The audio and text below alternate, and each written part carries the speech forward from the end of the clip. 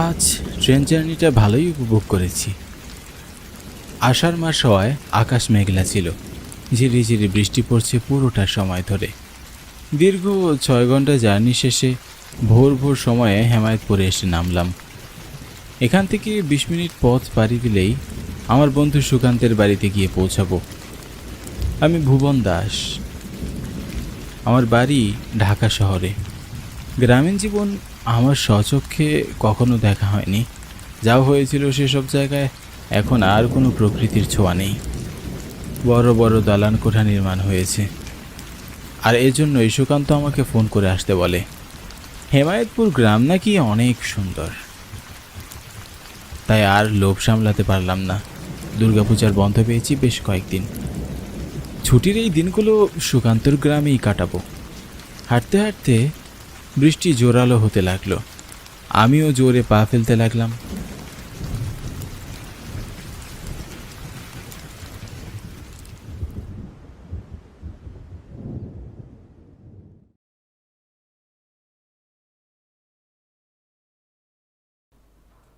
সুকান্তের সাথে আজ গ্রামে ঘুরতে বেরিয়েছি। সারাটা বিকেল ঘোরাঘুরি শেষে যখন বাড়ি ফিরব তখনই মুষলধারে বৃষ্টি শুরু হয়।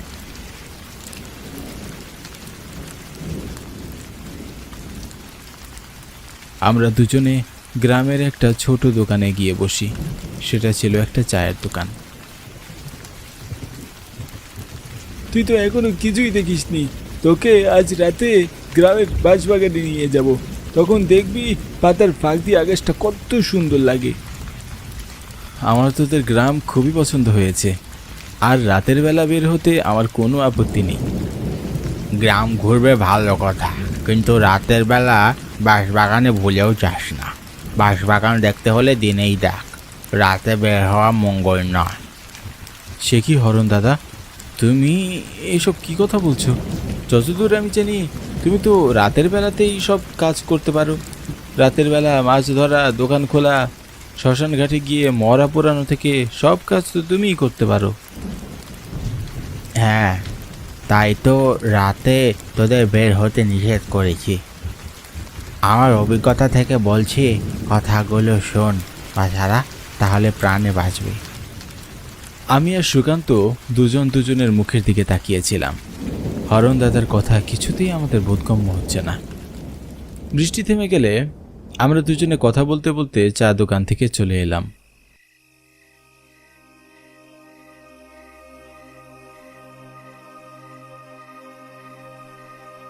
এখন রাত 12টা বাজে। আমাদের আরও আগে বের হওয়ার কথা ছিল, কিন্তু সুকান্তের মামা কিছুতেই রাতে আমাদের বের হতে দিতে চাননি।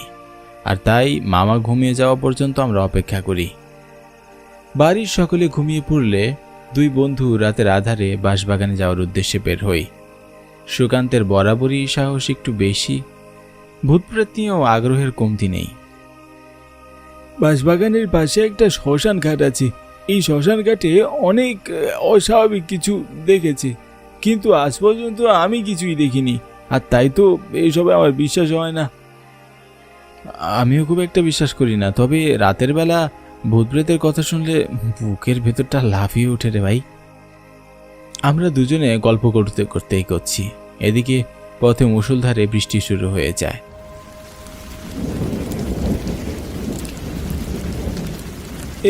এখন কি হবে? আমরা তো ভিজে যাব। আষাঢ় মাস, বৃষ্টি তো হবেই, তবে আমাদের একটা ছাতা নিয়ে বের হওয়া উচিত ছিল। কি আর করার, আর কিছু দূর গেলেই আমরা বাঁশবাগানে চলে আসব। সুকান্ত আর আমি ভিজে ভিজেই হাঁটছি।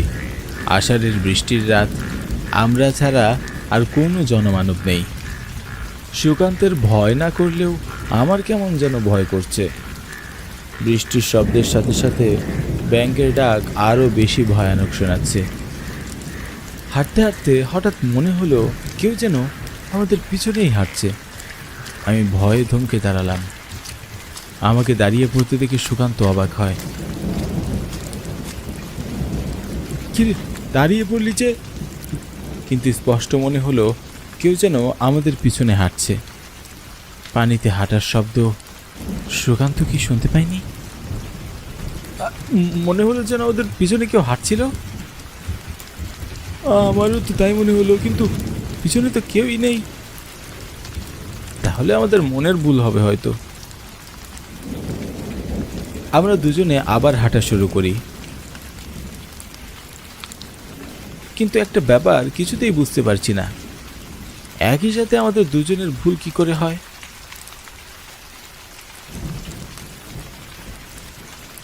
রাতের বেলা এখানে আসা কি ঠিক হয়েছে? কেমন যেন একটা ভয় করছে না সুকান্ত? তুই তো দেখছি একটা ভিতর ডিম। তোরা শহরের ছেলেরা নাকি অনেক সাহসী, হ্যাঁ? কেন যেন এই পরিবেশটা অনেক বেশি ভয়ানক লাগছে রে ভাই। কিচ্ছু হবে না, চল বাঁশবাগানের ভিতরে যাই, তোর অনেক ভালো লাগবে। সুকান্তের কথায় আমি ভয়ে ভয়ে বাগানের ভিতরে এগিয়ে যাই। বুকের ভিতরটা কেঁপে কেঁপে উঠছে। সুকান্তকে কিছু বুঝতে দিলাম না, ও শুনলে নির্ঘাত হাসাহাসি করবে। বাগানের ভিতর ঘুটঘুটে অন্ধকার বিরাজ করছে। আমরা বাগানে প্রবেশ করতেই বৃষ্টি থেমে গেলেও হঠাৎ হঠাৎ বিদ্যুৎ চমকানোর শব্দে বুকের ভেতরটা কেঁপে উঠছে। বাঁশবাগানের ভিতর একটা শব্দ ক্রমাগত কানে আসছে, বাঁশ কাটার শব্দ। আমরা দুজনে বাঁশ কাটার শব্দ শুনতে পেলাম। এটা কিসের শব্দ? মনে তো হচ্ছে কেউ যেন বাঁশ কাটছে। কিন্তু এত রাতে কে বাঁশ কাটবে? বাগানের ভিতর তো কাউকেই দেখতে পাচ্ছি না। সুকান্তের দিকে তাকিয়ে মনে হচ্ছে এবার সে নিজেও একটু ভয় পেয়েছে, কিন্তু মুখে কিছুই বলছে না। আমাদের বাড়ি ফেরা উচিত বন্ধু। হ্যাঁ চল তাই যাই।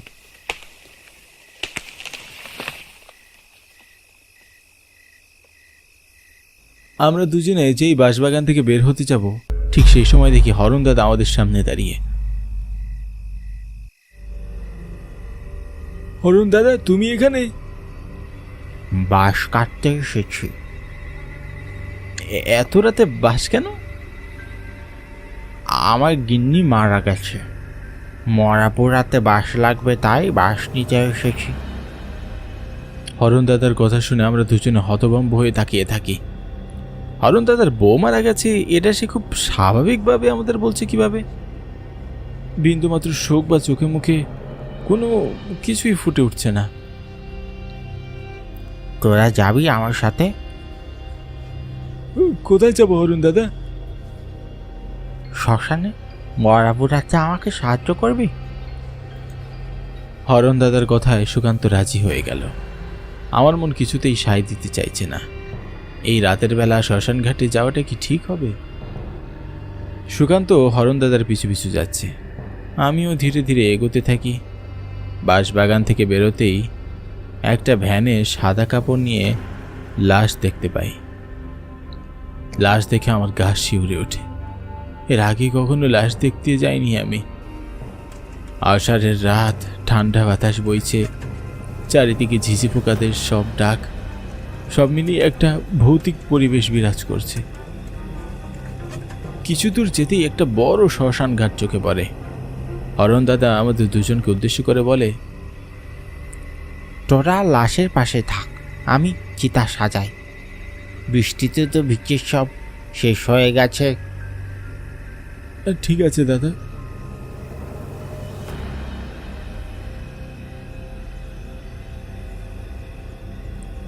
লাশের ভ্যান নিয়ে আমরা দাঁড়িয়ে, আর হরণ দাদা শ্মশানের ভিতরে গেছে। হঠাৎ একটা দমকা হাওয়ায় লাশের কাপড় সরে যেতেই আমি আর সুকান্ত চমকে উঠি। দুজনে দুজনের মুখের দিকে তাকাই। দুজনের চেহারায় ফুটে উঠেছে ভয় আর আতঙ্ক। এ কি করে সম্ভব? এ তো হরণ দাদা। হরণ দাদা এখনই শ্মশান ঘাটে গিয়েছে, তাহলে এই লাশ? কি হচ্ছে সুকান্ত আমাদের সাথে? বুঝতে পারছি না, কিন্তু এখানে থাকা নিরাপদ নয়। তাড়াতাড়ি এখান থেকে পালাই চল।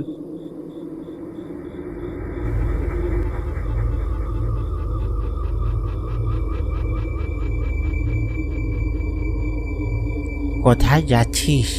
লাশ নিয়ে শ্মশানে আয়।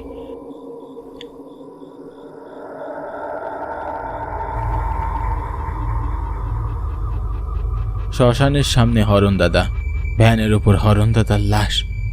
কি হচ্ছে বুঝতে পারছি না, ভয়ে শরীর কাটা দিয়ে উঠছে বারবার। তাড়াতাড়ি আয়, লাশটা চিতায় পোড়াতে হবে। তুমি তো বলছো এই লাশ তোমার বইয়ের, তাহলে এখানে তুমি কি করে দাদা? আর বলিস না, মরেছি সেই সকালবেলায়, কেউ এখনো পোড়ায়নি। আমার বউ তো বাপের বাড়ি গেছে, 2 দিন হচ্ছে। তোদের যদি বলি আমি মরে গেছি, আমার লাশ পুড়িয়ে দিস, তাহলে তো তোরা আজ রাতে বাড়ি থেকেই বের হতি না। হরণ দাদার ভয়ঙ্কর চেহারা দেখে আমাদের গলা শুকিয়ে আসলো। ও দাদু, আমাদের যেতে দাও। তোদের যেতে দিলে কিভাবে আমি মুক্তি পাবো? তোদের 2 টাকায় সাথে নিয়ে যাবো আমি। হরণ দাদার কথায় আমার গলা শুকিয়ে কাঠ হয়ে যায়। সুকান্ত চিৎকার দিয়ে ওঠে, ভূপেন পালা, এখানে আর এক মুহূর্তও নয়। সুকান্তের চিৎকারে আমি দৌড়াতে থাকি। হরণ দাদার আত্মা আমাদের পিছনে পিছনে আসে। দৌড়া, এই আত্মারাতে কিছুতেই ধরা পড়া যাবে না। যারা ধরতে পারলে তোদের 2 টাকায় আমি কিবিরে খাবো। হরণ দাদার আত্মা আমাদের পিছনে ঝড়ের গতিতে দৌড়ে আসছে। আমাদের শরীরের সমস্ত শক্তি দিয়ে আমরা দৌড়াচ্ছি। জানি না পালিয়ে বাঁচতে পারবো কিনা। ভয়ে আমরা কেউই পিছনে তাকাইনি। দৌড়াতে দৌড়াতে দুজনে বাড়ির দিকে ছুটে আসি।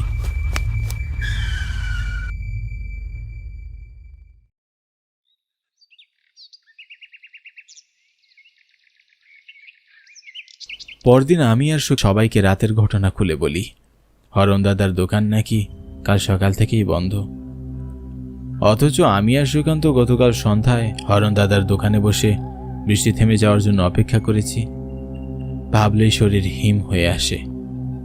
একটা মৃত মানুষ দোকান খুলে বসেছিল। সুকান্তের মামাকে নিয়ে আমরা হরণ দাদার বাড়িতে যাই।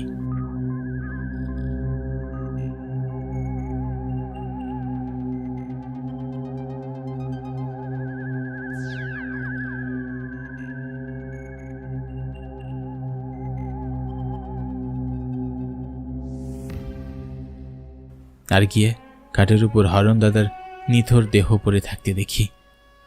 সুকান্ত দাদার বউ বাপের বাড়ি থেকে আসলে গ্রামের লোকজন মিলে তাকে শ্মশানে নিয়ে পুড়িয়ে দেওয়া হয়।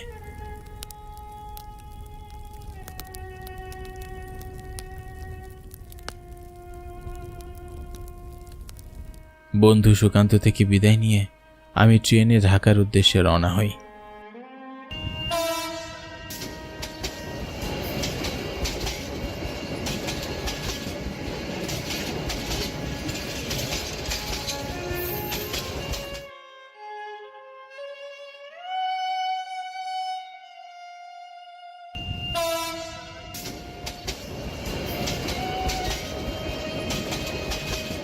হেমায়েতপুর গ্রাম ঘুরতে এসে ভৌতিক অভিজ্ঞতা হবে এটা কখনো কল্পনাও করতে পারিনি। এই ঘটনাটা ভাবলেই ভয়ে আমার নিঃশ্বাস বন্ধ হয়ে আসে। সেদিন আমরা বেঁচে ফিরব কখনোই আশা করিনি।